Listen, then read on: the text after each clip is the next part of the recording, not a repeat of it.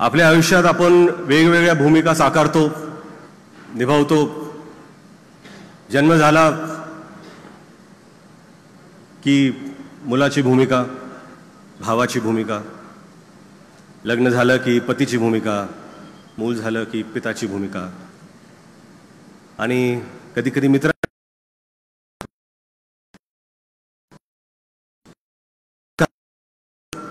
सुरुवातीला कार्यकर्त्याची भूमिका आणि पुढे जाऊन नेत्याची भूमिका. ह्या सर्व भूमिका साकारताना तुम्ही लोकांबरोबर कसे वावरता त्यात तुमची माणुसकी जपलेली असते. आणि ही माणुसकी खरं म्हणजे हे तुमचं खरं भांडवल असतं.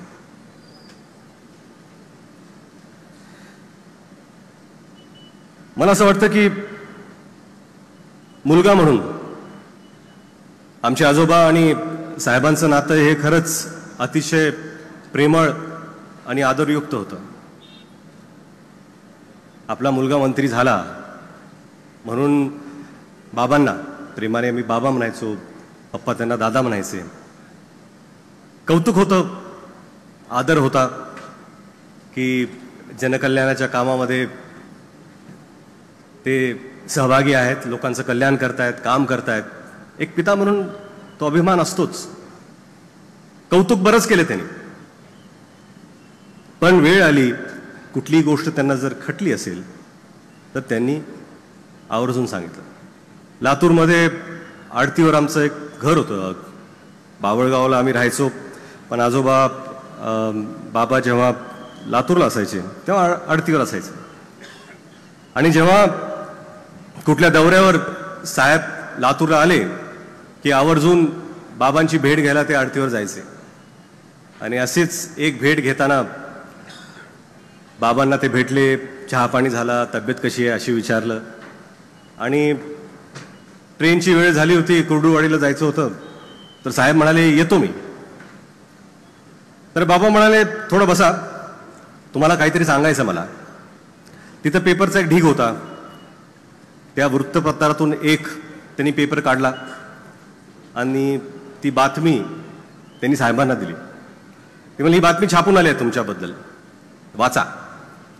तर साहेबांनी ती बातमी वाचली आणि तुमच्या भाषणात तुम्ही छान बोलला, पण हे जे एक वाक्य आहे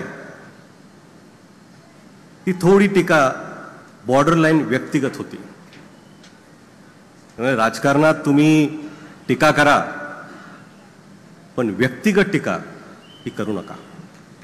विरोध करा, पण कुठल्याही व्यक्तीला तुम्ही पर्सनली जाऊन कधीही अटॅक करू नका, व्यक्तिगत टीका करू नका. आणि मला वाटतं आजवर साहेबांची जितकी भाषणं गाजली, आजही व्हायरल होत आहेत भाषणं, कुठल्याही भाषणात साहेबांनी कधीच ती टीका केली नाही. मला वाटतं, आणि ही गोष्ट आम्हाला स्वतः साहेबांनी सांगितली. त्यांनाही कुठेतरी वाटलं होतं की बाबा आपल्या वडिलांनी जी आपल्याला शिकवण दिली आहे तीच शिकवण आपण आपल्या मुलांना द्यावी. आणि यालाच संस्कार म्हणतात,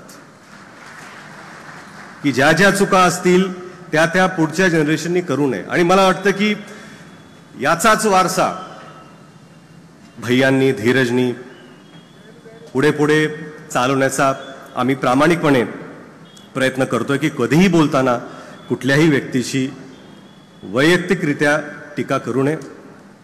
आजकाल राजकारणामध्ये कुठल्या कुठल्या पातळीला भाषणं जातात हे पाहून खरंच दुःख होतं, की जो महाराष्ट्र एका काळी अशा दिग्गज नेत्यांनी गाजवलाय, त्यांच्या भाषणांनी गाजवलाय, तो काळ आता आपल्याला फारसा दिसत नाही आहे. तो काळ आपल्याला परत आणण्याची गरज आहे. दुसरी गोष्ट म्हणजे साहेब मुख्यमंत्री झाले आणि मुख्यमंत्री झाल्यानंतर पहिल्यांदा जेव्हा लातूरला आले त्या मांजरा सहकारी साखर कारखान्यावरती त्यांचा सत्काराचा कार्यक्रम होता. ते एअरपोर्टवरून डायरेक्ट कारखान्यावरती गेले. आम्ही स्टेजवरती बसलो होतो पाठीमागे. साहेब आले आणि देवळात गेले नाहीत. ते पहिल्यांदा स्टेजवर दादा बसले होते, दादांच्या पायावर आपलं डोकं टेकवलं, त्यांचा आशीर्वाद घेतला, त्यांनी भाषण सुरू केलं. भाषण सुरू केल्यानंतर ते थोडेफार घहिवरले, त्यांच्या डोळ्यात अश्रू आलं, भाषण थांबलं. एवढी लोक ऐकत होती, सगळ्यांच्या डोळ्यात अश्रू होते. काय आता पुढे करायचंय कोणालाच माहिती नव्हतं, कारण की साहेब बोलत नव्हते. त्यावेळेस काका मला आठवतंय, काका उठले, काकांनी टाळ्या वाजवल्या आणि साहेबांनी म्हणले, come on, you can do it. एका भावानी दुसऱ्या भावावर कसं वागलं पाहिजे हे आपल्याला याचं उदाहरण येतच आहे. ही जी दुसरी भूमिका असते की भाऊ म्हणून, की साहेबांनी आणि दिलीपराव साहेबांनी भाऊ म्हणून एकमेकांना कसं जपलं. भावाभावामध्ये आपण नेहमी, बरेच लोक असे विचार करतात की आपल्या भावापासून आपल्याला काय मिळेल, पण या दोघांनी असा कधीच विचार केला नाही. आपल्या भावाला आपण काय देऊ शकतो, आपल्या भावाला आपण साथ कशी देऊ शकतो, हीच भावना दिलीपराव देशमुख साहेब आणि विलासराव देशमुख साहेब यांनी कायम ठेवली. आज साहेबांना जाऊन जवळपास 12 वर्ष झाली.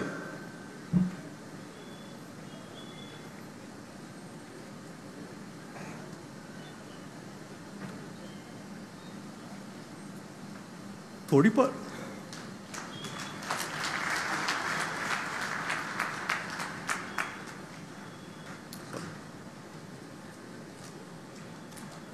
उणीव नेहमीच भासते.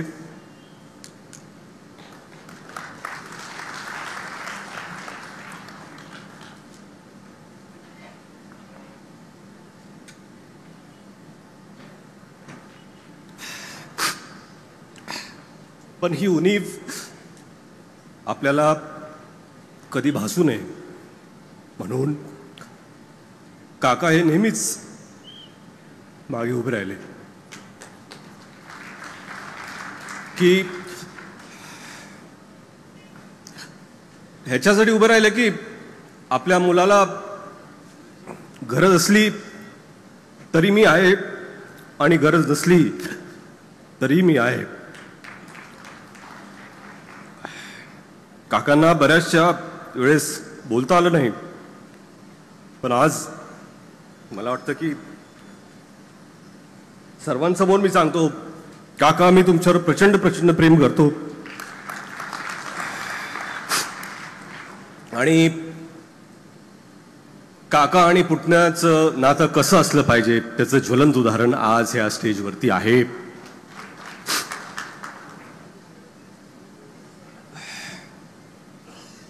आणि मुलगा म्हणून साहेबांनी कधीच आम्हाला रोखलं नाही. म्हणजे वडील म्हणून असतं ना की तू हे कर, तू ते कर, असं झालं पाहिजे, असं केलं पाहिजे. आई वडिलांनी आम्हाला मोकळी सूट दिली होती. एकच गोष्ट सांगितली, तुम्ही अभ्यास करा, तुमचं शिक्षण पूर्ण करा.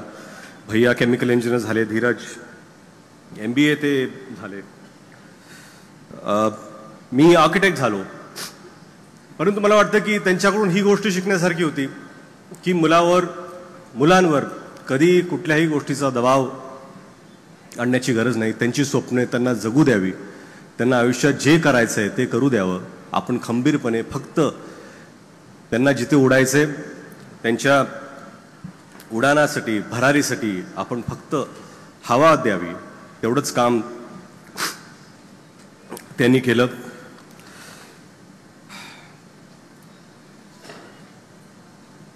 आई वडिलांना पाहून, म्हणजे मी हे सांगतो की साहेबांचे वेगवेगळे रोल्स, मुलगा म्हणून झालं, भाऊ म्हणून झालं, पिता म्हणून झालं, पती म्हणून सुद्धा, जेव्हा आई वडिलांना मी पाहायचो घरी तेव्हा मला वाटायचं की लक्ष्मीनारायणाचा जोडा आहे.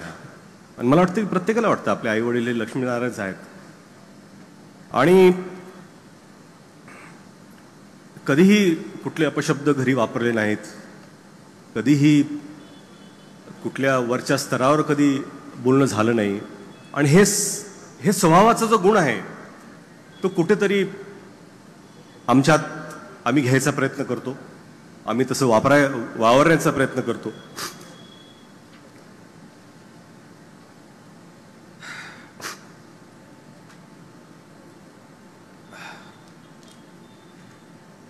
बोलण्यासारखं बरंच आहे. राजकीय त्यांच्या कारकिर्दीत काय काय झालंय इथे इथले मान्यवर बरंच बोलतील. पण तुम्हाला एवढं सांगायचं आहे की साहेबांचा पुतळा इथे आहे. त्यांच्याकडून आपण खरंच प्रेरणा घेतली पाहिजे. कार्य म्हणून तर घ्याच, परंतु विलासराव देशमुख एक व्यक्ती म्हणून तुम्ही प्रेरणा घ्यावी, एवढीच अपेक्षा करतो. परत एकदा विलास सहकारी साखर कारखान्याचे खूप खूप आभार की त्यांनी एवढा चांगला कार्यक्रम आज इथे साजरा केला, आवर्जून सर्वांना बोलवलं. अमित भैया, तुमच्याकडून लातूरच्या तर खूप अपेक्षा आहेतच, पण मला वाटतंय की तुमच्याकडून महाराष्ट्राच्याही खूप अपेक्षा आहेत.